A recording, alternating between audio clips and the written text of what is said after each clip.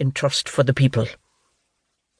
We place the cause of the Irish Republic under the protection of the Most High God, whose blessing we invoke upon our arms, and we pray that no one who serves that cause will dishonour it by cowardice, inhumanity, or rapine.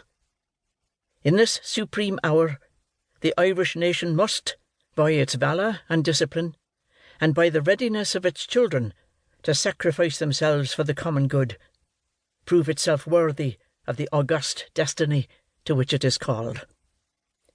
Signed on behalf of the Provisional Government, Thomas J. Clarke, Sean Mac Diarmada, P. H. Pearse, James Connolly, Thomas MacDonough, Eamon Cant, Joseph Plunkett. Chapter 1. Ned awoke with a start. The atmosphere in the darkened cabin was warm and close, smelling of lavender wax and fresh linen.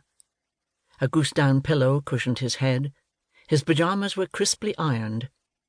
But something was wrong. That evening the dinner menu in the second-class dining saloon had included such exotic items as curried chicken and rice, roast turkey with cranberry sauce, coconut sandwich, and American ice cream.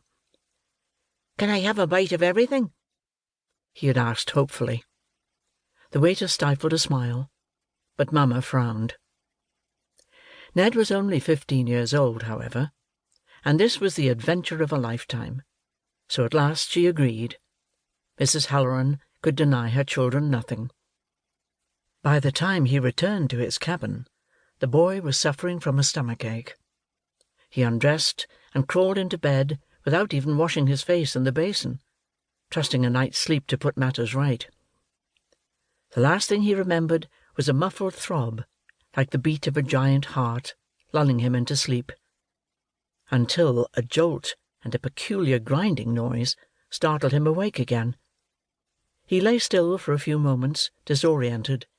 Then he sat up. The whisper of breeze through the open porthole of his cabin had ceased, as had the rhythmic creaking of a ship in motion. Instead, there was silence. The muffled heart-beat had stopped. Ned swung his legs over the side of the berth, and groped on the floor with his bare feet, searching for his shoes. Highly polished, store-bought shoes, instead of his customary country brogans. At the same time, his fingers reached for his woolen bathrobe, also new, lovingly sewn by his Aunt Nora, and lined with red flannel from one of her old petticoats. He had no intention of opening the cabin door until he was decently covered. Mamma would be mortified. Teresa Halloran continually worried about other people's opinions.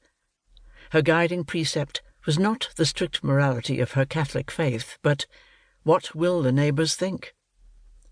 When the tickets arrived, she had found one pretext after another to call on every family she knew up and down the country lanes of Clare.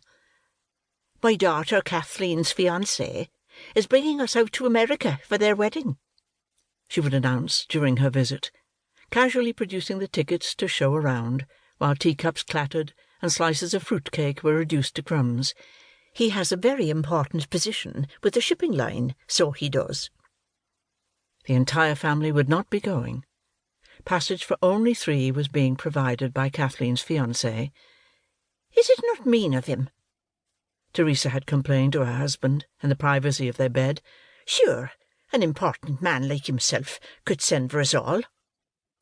She sat up and pounded her pillow with a doubled fist. "Be grateful for your blessings, love," Patrick Halloran had advised. "And while you're about it, would you ever get us another quilt?"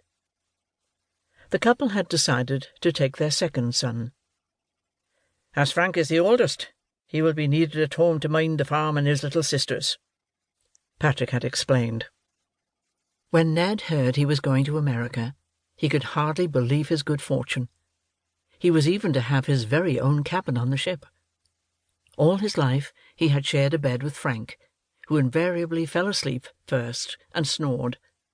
Rushing out of the house, Ned turned cartwheels in the muddy Ennis road.